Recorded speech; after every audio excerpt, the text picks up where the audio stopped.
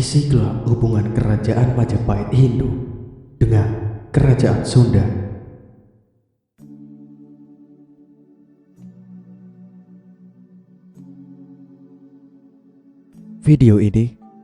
Cerita ini bertujuan untuk mengeksplorasi tentang peristiwa Bubat dan mengetahui bagaimana hubungan Sunda-Jawa setelah perang Bubat tersebut berdasarkan informasi dari naskah sejarah tradisional.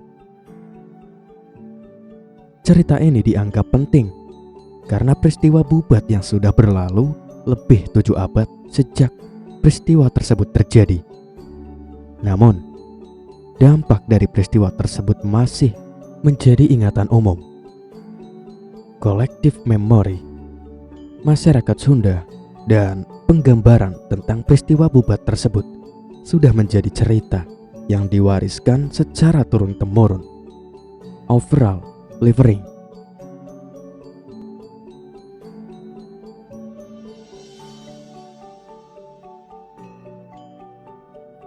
Babakan sejarah dalam urutan kronologi di Indonesia bisa dibagi ke dalam beberapa babakan sejarah, yaitu periode pertama masa Hindu-Buddha, periode kedua masa kerajaan Islam, periode ketiga masa pendudukan Hindia Belanda, periode keempat masa pendudukan Jepang, periode kelima masa kemerdekaan. Pada masa babakan awal Hindu-Buddha, pada mulanya tidak ditemukan adanya perselisihan antara dua kerajaan besar Hindu-Buddha di Indonesia. Dua kerajaan tersebut adalah Kerajaan Sunda Pajajaran dan Kerajaan Majapahit. Dua kerajaan besar masa Hindu-Buddha ini mengidentifikasikan dua suku besar di Indonesia, yaitu Kerajaan Majapahit sebagai simbol kekuasaan suku Jawa dan Kerajaan Sunda Pajajaran sebagai simbol kekuasaan suku Sunda. Pada masa kedua kerajaan besar Hindu-Buddha tersebut, belum ditemukan ada perselisihan dan penaklukan antara kedua kerajaan tersebut sampai terjadinya peristiwa Bubat. Setelah beberapa lama, tidak terdengar adanya permusuhan dengan negara tetangga. Sampai pada tahun 1357 tepatnya, terjadi sengketa yang berakhir dengan perang yang cukup seru, yang disebut dengan Perang Bubat. Dan bahwa peristiwa itu merupakan peristiwa yang sangat penting, yang ternyata bisa peroleh dari naskah para raton, cerita Parahyangan, Kidung Sunda, yang menyebutkan peristiwa tersebut.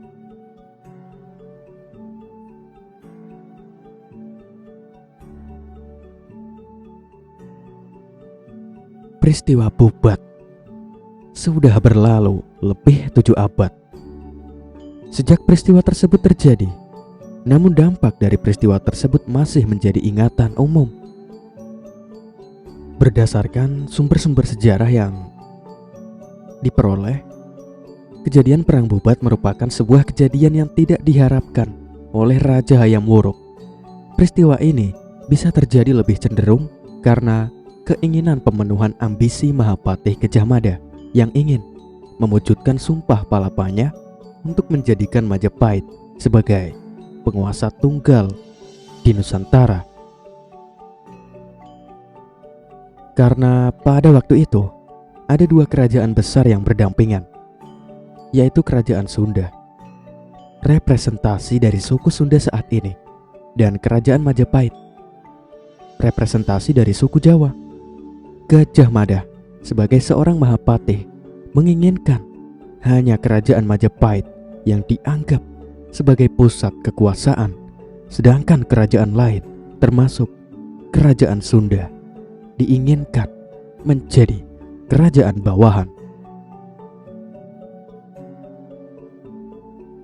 Saat Majapahit terlibat perang Paregreg tahun 1404 sampai 1406 yang lebih besar dari Perang Bubat, banyak pengungsi dari Majapahit yang lari ke daerah-daerah lain. Pengungsi itu banyak yang lari ke wilayah kekuasaan Kerajaan Sunda dan diterima dengan baik. Kejadian ini mungkin bisa dijadikan indikator bahwa sebenarnya para leluhur orang Sunda sudah tidak mempersoalkan atau mungkin sudah memaklumi peristiwa Bubat tersebut. Dendam sejarah dan gejolak orang Sunda yang merasa tidak bisa menerima perlakuan Gajah Mada dari kerajaan Majapahit atas peristiwa Bubat yang sudah berlalu sekian lama muncul dan timbul pada zaman Hindia Belanda sekitar tahun 1930-an.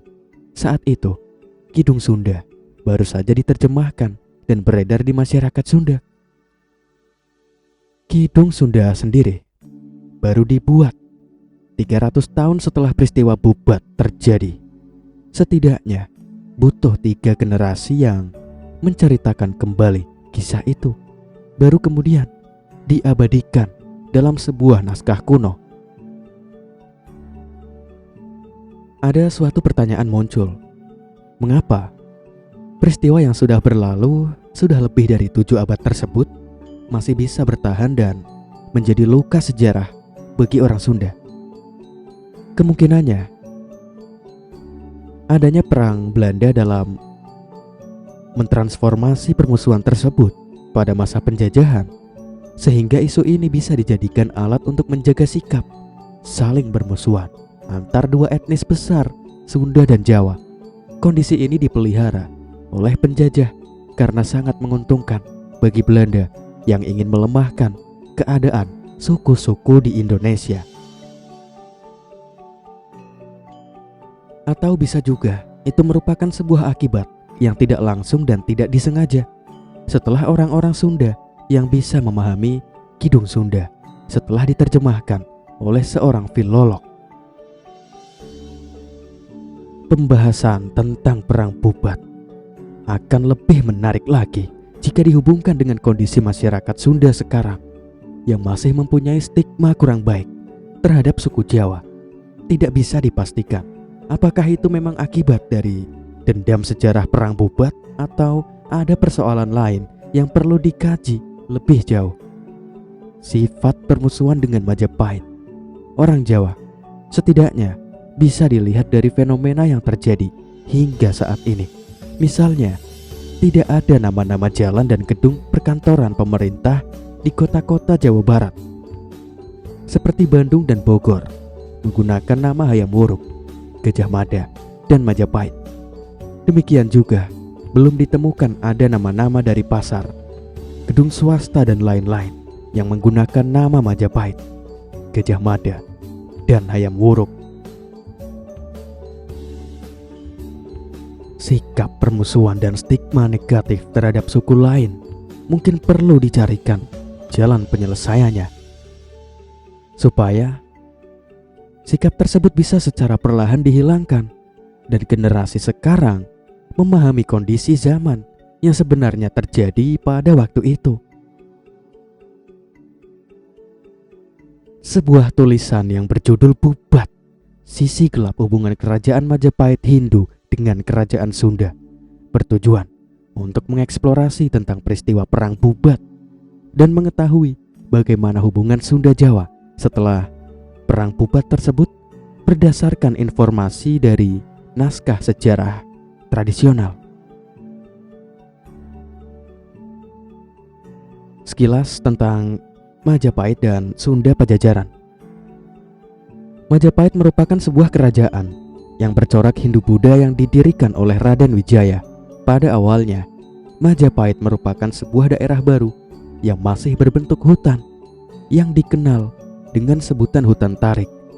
Karena di wilayah tersebut banyak ditemui pohon maja yang buahnya terasa pahit, maka kerajaan baru di daerah hutan tarik tersebut dinamakan Majapahit. Hutan tarik ini merupakan pemberian Jaya Katwang kepada Raden Wijaya, Kertarajasa, menantu dari Kertanegara, raja terakhir Singasari sebelum dikalahkan oleh Jaya Katwang, Raja Kediri. Setelah Kertanegara gugur, maka kerajaan Singosari berada di bawah kekuasaan kerajaan Kediri dan berakhirlah Kerajaan Singosari. Kerajaan Majapahit dalam perkembangannya mengalami berbagai pemberontakan seperti pemberontak Ronggolawe, Kuti, dan lain-lain. Pada pemberontakan Kuti yang terjadi tahun 1319 tepatnya, muncul seorang tokoh yang amat berjasa dalam menumpas pemberontakan tersebut. Tokoh tersebut adalah Gajah Mada, seorang anggota pasukan pengawal raja, Bekel Bayangkari. Berkat siasat Gajah Mada dalam peristiwa Bedandar, raja dapat diselamatkan dan Kuti dapat dibunuh. Sebagai tanda balas jasa, raja mengangkat Gajah Mada menjadi patih di Kahuripan dan kemudian dinaikkan menjadi patih di Daha dan kemudian menjadi patih di Kerajaan Majapahit.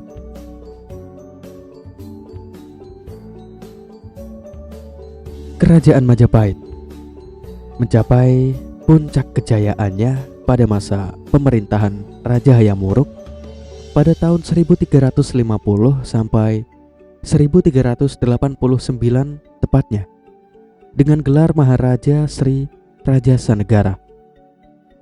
Kerajaan besar yang hidup sezaman dengan Kerajaan Majapahit adalah Kerajaan Sunda.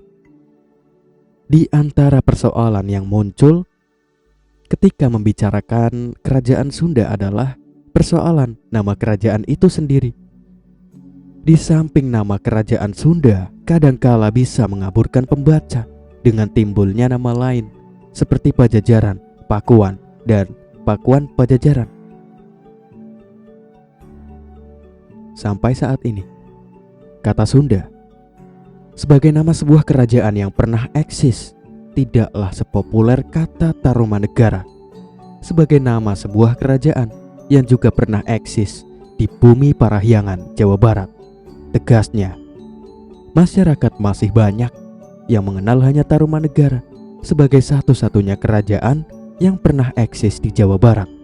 Bahkan kata Sunda lebih dikenal dalam masyarakat sebagai salah satu suku yang ada di Indonesia dibandingkan dengan nama sebuah kerajaan besar yang pernah eksis di Jawa Barat. Hal ini berbeda dengan kata Majapahit atau Sriwijaya. Kata Majapahit akan lebih mudah diidentifikasikan sebagai sebuah nama kerajaan besar yang ada di Pulau Jawa. Dengan demikian, dengan kata Sriwijaya juga akan lebih mudah dikenali sebagai sebuah nama kerajaan besar yang pernah berjaya dan terletak di Pulau Sumatera. Kurang populernya Kerajaan Sunda bila dibandingkan dengan Kerajaan Majapahit dan Sriwijaya mungkin bisa dimaklumi karena disebabkan beberapa hal. Pertama, sumber informasi tentang keberadaan Kerajaan Sunda tersebut masih terbatas. Kedua, walaupun sumber tentang Kerajaan Sunda cukup memadai, namun pengkajian dan penggalian tentang sumber tersebut belum optimal. Ketiga, walaupun sumber banyak, pengkajian cukup, tapi karena faktor waktu pengkajian dan penyebaran tentang Kerajaan Sunda tersebut masih baru, maka masyarakat belum bisa mendapatkan informasi tersebut secara memadai. Berdasarkan beberapa sumber sejarah, nama Kerajaan Sunda secara eksplisit pernah disebutkan. Adapun sumber sejarah tersebut adalah berita Tommy Pierce 1513 tepatnya yang menyebut Regno de Sunda atau Kerajaan Sunda sebagai kerajaan yang berkuasa di Jawa Barat yang mengadakan hubungan dagang dengan Portugis. Sebuah surat dari Padri Jesuit Manuel Alvarez kepada pusat Jesuit di Coimbra, Malaka, 5 Januari 1562 yang antara lain berisi mengenai pengalaman Alvarez bertemu dengan masyarakat Portugis di Banten dan tentang keberadaan kerajaan Kalapa dan kerajaan Sunda. Prasasti Sang Hyang Tapak I menyebut kerajaan Sunda dengan istilah bahasa Jawa kuno. Prahajian Sunda. Sumber Portugis banyak menyebut istilah Sunda. Sumber-sumber Portugis yang memuat istilah Sunda tersebut, di antaranya, pertama, surat dari Kapitan Rui de Brito, Malaka 6 Januari 1514, kepada Raja Portugis yang memberitahukan adanya 2 orang raja kafir, Sunda dan Jawa.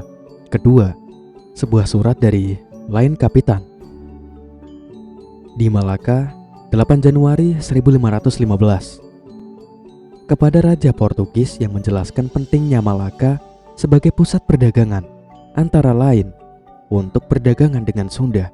Ketiga, berita yang berasal dari Antonio Pigafetta 1522 yang memberitahukan bahwa Sunda adalah sebuah daerah yang banyak menghasilkan lada. Keempat, berita Portugis yang berisi perjanjian antara penguasa Pelabuhan Kelapa sebagai wakil Raja Sunda dan Henrique Leme atas nama Raja Portugis pada tanggal 21 Agustus 1522. Kelima, berita Portugis yang berisi tentang perjanjian persahabatan antara penguasa di Gresik dan Panarukan yang dianggap bagian dari Sunda pada tanggal 27 Januari 1532. Keenam, surat dari Kapitan Andres de Ardaneta, Valladolid 26 Februari 1537 kepada Kaisar Spanyol Carlos V,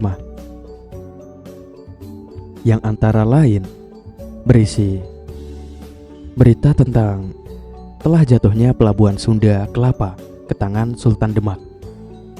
Ketujuh, surat dari Kapitan Bras Bayau, Goa 1 November 1540 kepada Raja Portugis yang menyebutkan adanya 3 pelabuhan, Sunda, Kelapa, dan Banten. Kedelapan, surat dari Rui de Melo Pereira, pedagang, kepada Raja Muda de Alvaro de Castro yang berisi laporan mengenai karamnya sebuah kapal yang akan mengambil lada di Sunda untuk diperdagangkan di Cina. Di samping sumber Portugis, berita asing dari Cina juga menyebutkan istilah Sunda.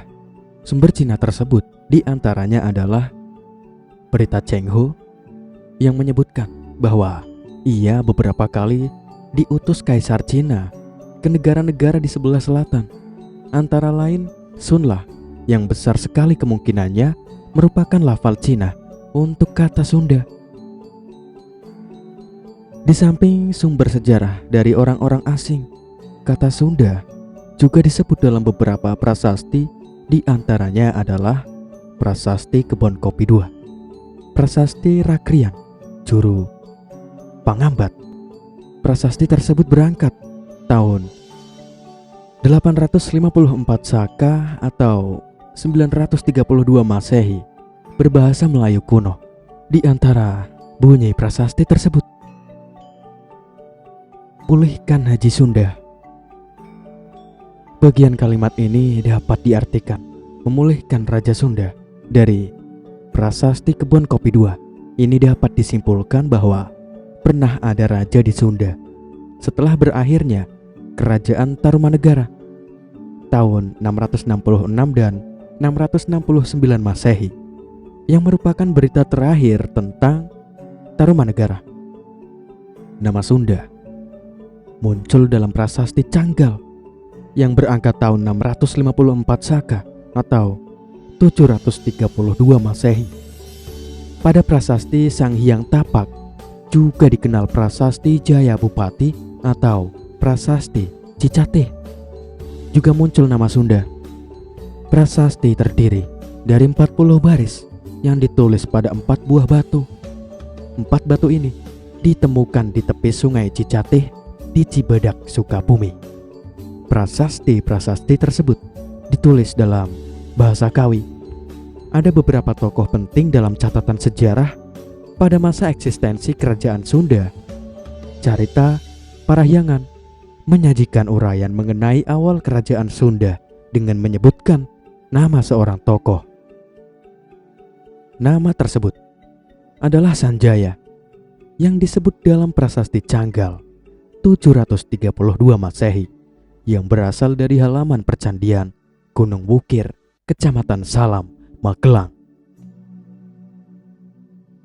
Purba Caraka menilai bahwa kitab Carita Parahyangan masih cukup berbobot sebagai sumber sejarah. Dalam cerita Parahyangan tersebut, selanjutnya diceritakan bahwa Sanjaya berhasil mengalahkan Rahyang Purbarosa sehingga dapat mengangkat dirinya sebagai raja. Carita Parahyangan juga menyebutkan Sanjaya pergi berperang ke daerah lain agar daerah tersebut tunduk dan mau mengakui Sanjaya. Daerah-daerah kecil yang berhasil dikalahkan adalah Mananggul, Kahuripan, Kadu, Balitar, Melayu, Kemir, Keling, Barus, dan Cina. Sehabis berperang, Sanjaya kembali ke Galuh, pusat kerajaan Sunda, pada pemerintahannya.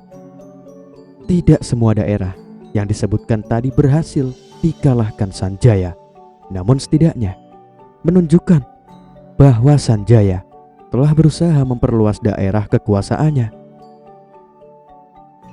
Setelah masa Sanjaya ini, tidak banyak lagi informasi diketahui, sampai akhirnya pada masa pemerintahan Prabu Srijaya Bupati tahun 1030 sampai 1042. Nama Prabu ini muncul dalam prasasti Sang Hyang Tapak yang berasal dari tahun 952 Saka atau 1030 Masehi yang ditemukan di kampung Pangcalikan dan Batar Muncang di tepi Cicatih, daerah Cibadak, Sukabumi. Kerajaan Sunda pada masa Srijaya Bupati terletak di Pakuan Pajajaran. Pusat kerajaan ini kemudian lagi untuk yang kesekian kalinya berpindah, dan kali ini yang terpilih sebagai pusat kerajaan adalah Kawali yang tidak jauh letaknya dari bekas pusat kerajaan Galuh pada masa Sanjaya. Kerajaan Sunda mencapai puncak kejayaannya pada masa Sri Baduka Maharaja sebagaimana yang disebut pada prasasti Kebantenan. Tokoh ini disebut sebagai yang kini menjadi susuhan di Pakuan Pajajaran. Juga bisa dipastikan bahwa tokoh ini pula lah yang disebut sebagai Prabu Guru Dewata Prana Sri Baduka Maharaja Ratu Haji di Pakuan Pajajaran Sri Sang Ratu Dewata pada prasasti Batu Tulis. Menurut Carita Parahyangan, Sang Ratu Jaya Dewata menjalankan pemerintahannya berdasarkan kitab-kitab hukum yang berlaku, sehingga pemerintahannya berjalan dengan aman dan tentram. Pada masa itu tidak terjadilah perang. Jikapun terjadi rasa tidak aman, maka hal itu cumalah terjadi pada mereka yang berani melanggar Sang Hyang Siksa saja. Pada masa pemerintahan Sang Ratu Jaya Dewata, sudah ada penduduk kerajaan Sunda yang beralih agama. Hal ini antara lain dijelaskan di dalam berita Portugis yang berasal dari Tom Peirce 1513 yang mengatakan bahwa Cimanuk, yaitu kota pelabuhan sekaligus merangkap menjadi batas kerajaan Sunda di sebelah timur, banyak dijumpai orang Islam. Mereka inilah barangkali yang dalam cerita Parahyangan disebutkan yang merasa tidak aman lantaran melanggar Sang Hyang Siksa itu.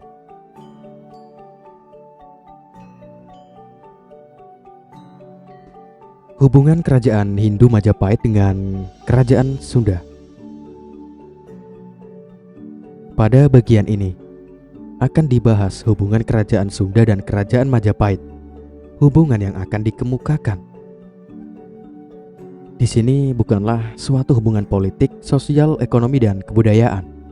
Hubungan di sini mungkin lebih tepat pergesekan dan peperangan antara kerajaan Sunda dengan Majapahit yang dikenal dengan istilah Perang Bubat. Peperangan lain antara kedua kerajaan ini selain pada peristiwa Bubat, sampai saat ini belum ada informasi yang penulis dapat baik dari sumber-sumber tradisional maupun sumber lainnya. Sumber-sumber yang menyebutkan peristiwa Bubat adalah sumber historiografi tradisional seperti cerita Parahyangan, Pararaton, dan Kidung Sunda.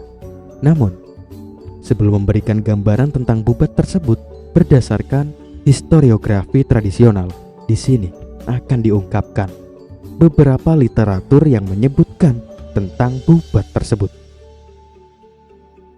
Ensiklopedia Indonesia menyebutkan tentang Bubat, yaitu Perang Bubat merupakan perang yang terjadi antara Kerajaan Majapahit dengan Sunda Pajajaran di daerah Bubat pada tahun 1357. Perang ini terjadi karena muncul salah paham antara Patih Gajah Mada yang mewakili Kerajaan Majapahit dengan Panglima Ane Palaken dari Kerajaan Sunda Pajajaran. Pada tahun itu, Hayam Wuruk hendak menikah dengan putri Sunda yang bernama Dyah Pitaloka. Putri Raja Pajajaran tersebut sudah datang ke Majapahit dengan diantar ayahnya yang bernama Sri Baduka Maharaja. Ketika pembicaraan mengenai rencana pernikahan Hayam Wuruk dan Dyah Pitaloka sedang berlangsung, terjadilah salah paham antara Gajah Mada, Patih Kerajaan Majapahit, dan Raja Sunda. Gajah Mada menghendaki agar pernikahan putri Raja Pajajaran dengan Hayam Wuruk dilaksanakan biasa saja, sehingga seolah-olah putri Raja Sunda dipersembahkan kepada Raja Hayam Wuruk sebagai tanda tunduk kepada kekuasaan Majapahit. Sikap Gajah Mada ini muncul karena keinginannya yang ingin menyatakan bahwa hanya ada satu kerajaan besar, yaitu Kerajaan Majapahit. Kehendak Gajah Mada ini ditentang Raja Sunda dan pengikutnya. Mereka menghendaki pernikahan itu dilakukan dengan upacara kebesaran, sebagaimana lazimnya pernikahan putri dengan raja yang mempunyai derajat yang sama. Karena kedua belah pihak tetap mempertahankan pendiriannya, terjadilah peperangan di Bubat. Raja Sunda dan pengikutnya dapat dikalahkan dan Dyah Pitaloka akhirnya bunuh diri setelah ayahnya dan pengiringnya terbunuh. Keterangan tentang Bubat diperoleh dari prasasti batu tulis. Cerita tentang peristiwa tersebut terdapat dalam Kidung Sundayana dan Kitab Pararaton. Ensiklopedia Sunda, Alam, Manusia, dan Budaya, termasuk budaya Cirebon dan Betawi, tentang Bubat, menyebutkan Bubat adalah tempat terjadinya pertempuran sengit Raja Sunda dan raja pengiringnya melawan pasukan Majapahit yang terjadi pada tahun 1357 di pantai utara Majapahit, disebut sebagai Prabubat atau Pasundan Bubat dalam Pararaton. Perang terjadi sebagai akibat ambisi Sumpah Palapa Mahapatih Majapahit yang bernama Gajah Mada. Menjelang perkawinan agung antara Raja Majapahit, Hayam Wuruk dengan putri Raja Sunda, Dyah Pitaloka Citra Resmi, Gajah Mada mengharuskan Raja Sunda menyerahkan putrinya sebagai upeti kepada Raja Majapahit, yang menandakan bahwa kerajaan Sunda takluk kepada Majapahit. Padahal sebelumnya Prabu Hayam Wuruk telah mengirimkan utusan melamar Dyah Pitaloka untuk dijadikan permaisuri. Raja Sunda menolak permintaan itu, dan Gajah Mada memerintahkan pasukannya agar mengepung Pesanggrahan, tempat menginap Raja Sunda beserta para pengiringnya. Menurut cerita Parahyangan, Raja Sunda itu bernama Prabu Maharaja yang berkuasa selama 7 tahun, 1350 sampai 1357 tepatnya.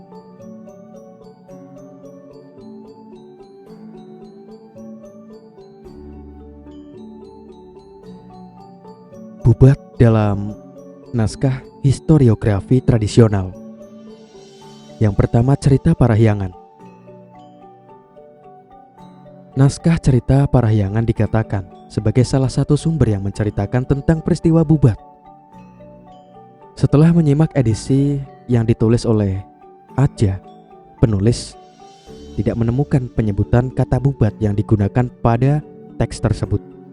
Namun yang disebutkan adalah Perang di Majapahit, sebagaimana tertulis dalam pasal 8 yang sudah diterjemahkan Aja.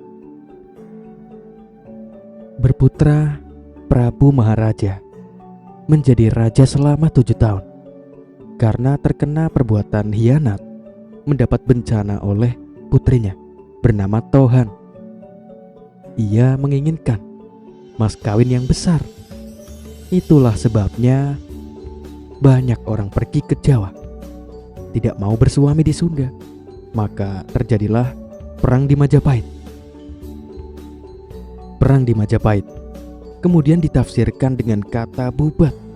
Kata Bubat ditemukan pada catatan penjelas dari edisi teks yang ditulis Aja.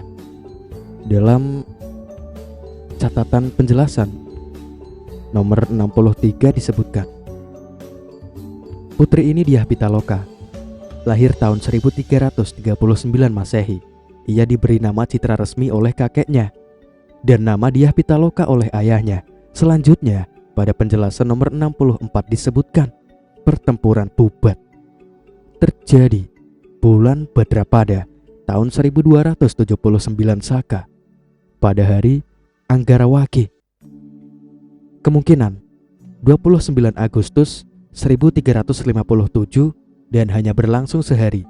Keesokan harinya, Rabu Kliwon, jenazah raja dan putri diperabukan dengan upacara kerajaan oleh Prabu Hayam Wuruk.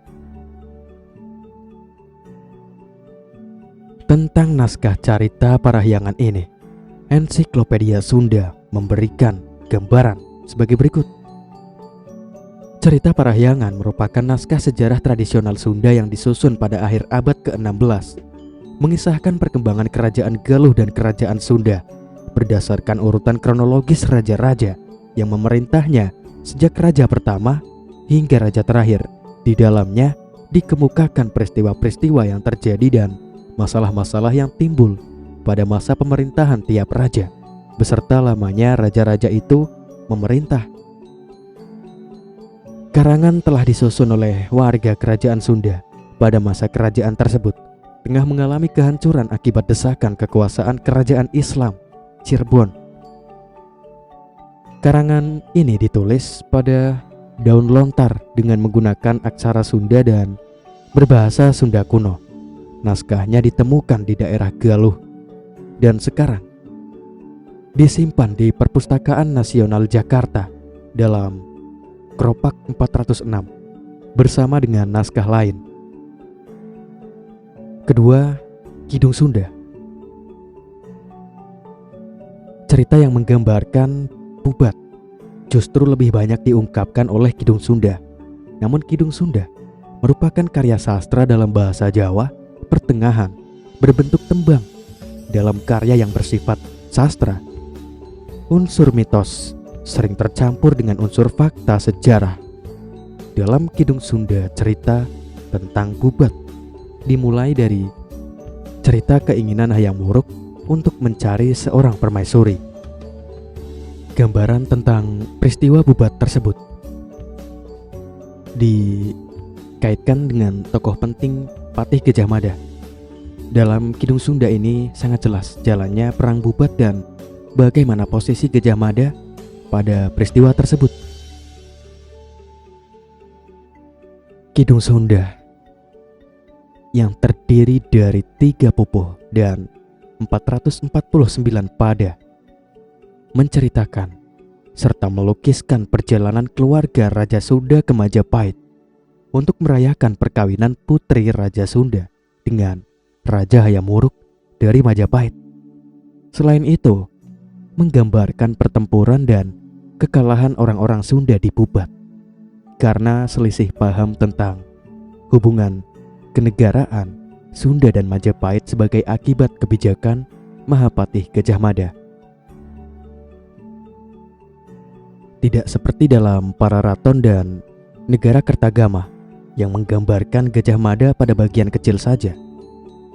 Di dalam Kidung Sunda, Gajah Mada merupakan tokoh penting yang tampak memegang peranan yang menentukan, malahan dapat mempengaruhi raja untuk mengubah pendirian dan tindakan raja terhadap Raja Sunda dan putrinya. Peristiwa Perang Bubat dalam Kidung Sunda dikutip dari sebuah buku Kakawin Gajah Mada. Alur cerita yang rinci tentang jalannya Perang Bubat dalam Kidung Sunda dimulai dengan dialog antara Raja Kahuripan dan Daha dengan Hayam Wuruk. Ketika Raja Majapahit ditanyai oleh Raja Kahuripan dan Daha tentang perasaannya terhadap putri Sunda, Raja Majapahit masih menjawab, "Yang ditanyai menyembah, hamba sudah berketetapan hati tentang gambaran sang putri jelita yang menjadi permata angan-anganku yang menyusup dalam hati. Apabila ada yang menghalang-halangi, ia akan menjadi musuhku, lawanku berperang. Apabila aku mati, ia pun mati menemaniku."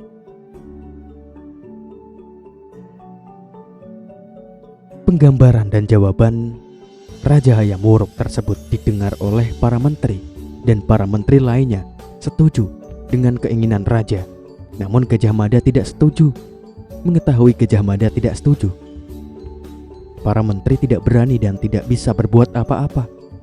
Demikian juga halnya dengan para penjaga dan pelayan pribadi raja. Mereka semua tegang dan bertanya-tanya dalam hati, sebenarnya apa yang dikehendaki Patih Gajah Mada? Semua riuh berkelakar. Para patih dan menteri, sikap mereka menunjukkan persetujuan. Tak ada yang tak setuju dalam hati dan tidak mencemaskan kesukaran. Semuanya tertawa-tawa. Namun Gajah Mada tidak setuju. Jauh dari tertawa, menggeleng-gelengkan kepala dan bergumam. Sang Patih Gajah Mada ternyata mempunyai pandangan tersendiri tentang kebijakan kenegaraan dalam rangka hubungan dengan Raja Sunda. Lalu Gajah Mada mengemukakan pendapatnya kepada Raja Majapahit.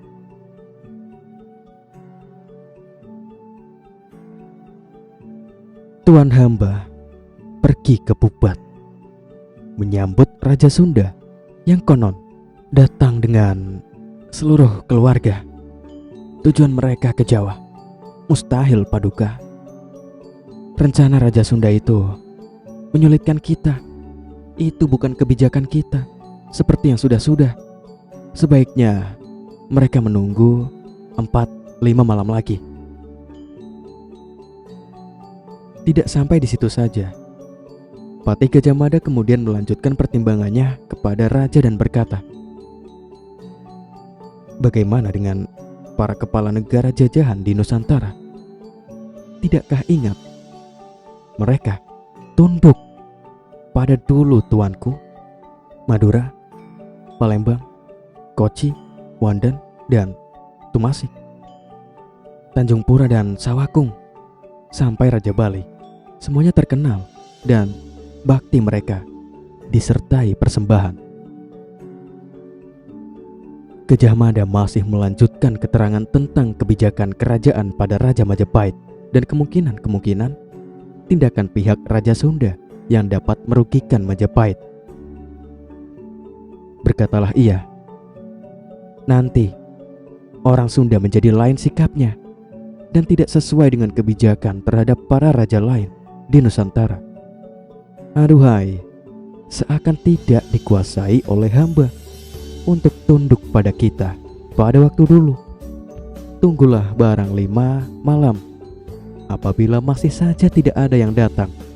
Sikap Raja Sunda seperti itu bagi Gajah Mada mempunyai arti ada maksud orang Sunda yang tidak benar untuk pergi ke Jawa.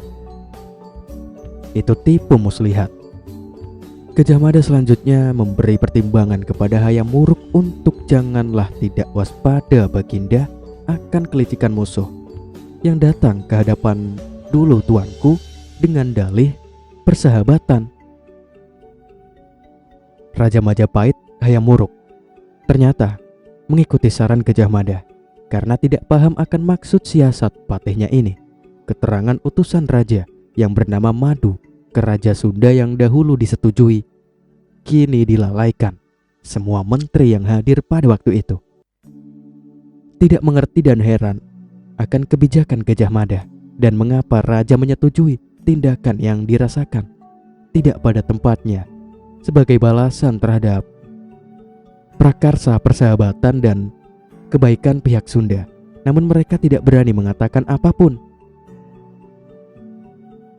Berita bahwa Patih Gajah Mada tidak setuju apabila Raja Majapahit datang ke Bubat sampai juga pada pihak Raja Sunda. Akhirnya Raja Sunda mengirim 4 orang utusan ke istana Majapahit di bawah pimpinan Patih Anepaken. Ketika Patih Anepaken bertemu dengan Patih Gajah Mada, terjadilah perselisihan. Mereka saling melontarkan kata-kata kotor. Patih Anepaken menuduh Patih Gajah Mada sebagai pengkhianat yang tidak berhati satria dan menantangnya untuk berperang. Pendeta istana yang bernama Smaranatha mencoba untuk melerai dan meluruskan persoalan. Namun Anepaken dan Gajah Mada yang masing-masing mewakili kerajaannya tetap bersikeras dan saling menuduh. Patih Anepaken berkata, "Daulat hamba menjunjung kata-kata sang pendeta seperti air hidup menyegarkan badan putra tuanku, sang pendeta. Tujuan raja ke Jawa mengantarkan putri karena ingin membesarkan hati menantu, yaitu sang raja ini. Namun Patih Dwi Rada Gajah Mada hanya menimbulkan perpecahan." Mendengar tuduhan ini, Gajah Mada menjawab, "Menipu tidak jujur dalam tindakan dan berhati jahat. Namun masa saya terjebak olehnya?" Patih Gajah Mada sangat marah dan datang menunjuk sambil mengancam, "Hei, bagaimana penerimaanmu akan kata-kataku? Seperti kera yang tak tahu kalah dan menang. Kau congkak dan sombong, hanya membuatku panas." Anepaken marah dan membalas,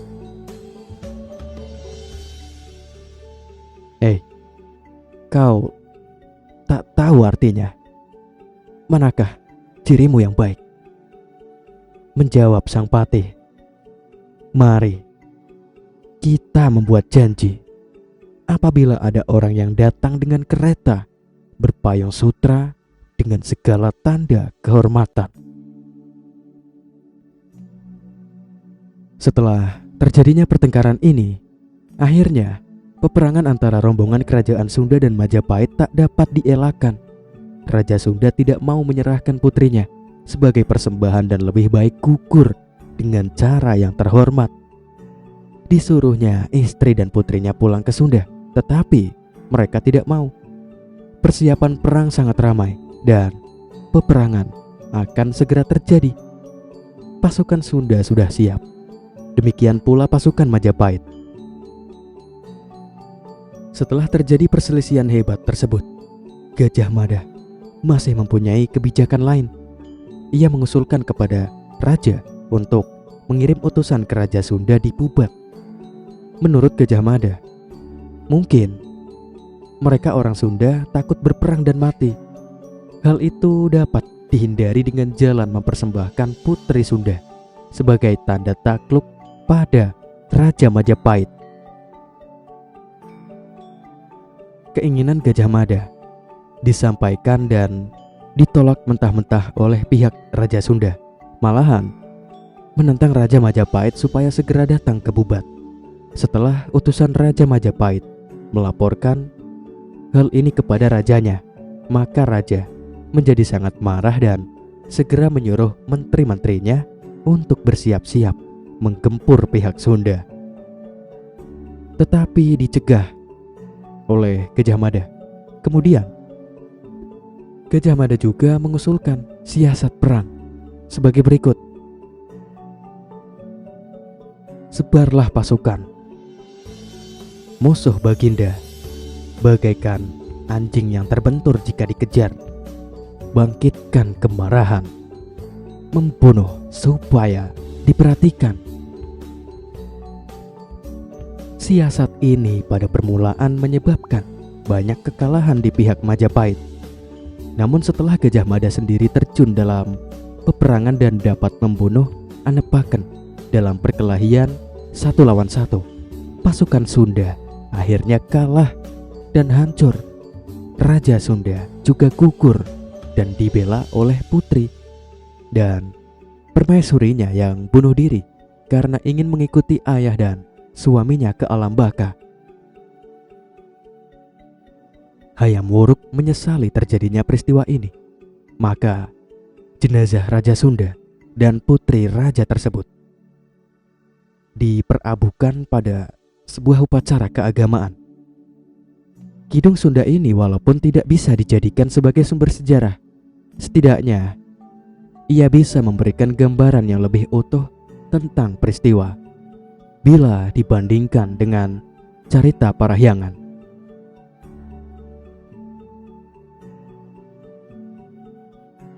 Ketiga, Pararaton. Selain kitab Carita Parahyangan dan Kidung Sunda, peristiwa Bubat juga disebut dalam Pararaton. Penyebutan Bubat dalam Pararaton dikaitkan dengan peran Patih Gajah Mada. Pararaton merupakan sebuah kitab naskah sastra Jawa Pertengahan yang digubah dalam bahasa Jawa Kawi. Naskah ini cukup singkat, berupa 32 halaman seukuran folio yang terdiri dari 1126 baris. Isinya adalah sejarah raja-raja Singosari dan Majapahit di Jawa Timur. Kitab ini juga dikenal dengan nama Pustaka Raja, yang dalam bahasa Sanskerta juga berarti kitab raja-raja. Tidak terdapat catatan yang menunjukkan siapa penulis Pararaton. Gambaran tentang peristiwa Bubat dalam Pararaton ini dikutip dari buku Kakawin Gajah Mada. Dalam buku kutipan dikatakan bahwa akhirnya Gajah Mada disebut dalam episode ketika ada peperangan antara Majapahit dengan Raja Sunda yang dikenal dengan Perang Bubat. Di medan perang, Gajah Mada digambarkan sebagai penyebar maut. Sesudah perang selesai, Gajah Mada menikmati hasil berbaktinya pada negara sampai ia meninggal.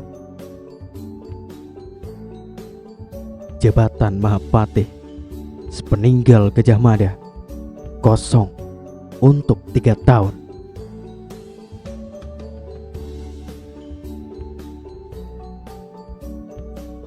Pemirsa budiman, itulah tadi cerita sejarah untuk kali ini.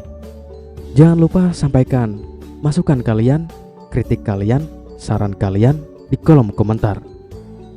Wassalamualaikum warahmatullahi wabarakatuh.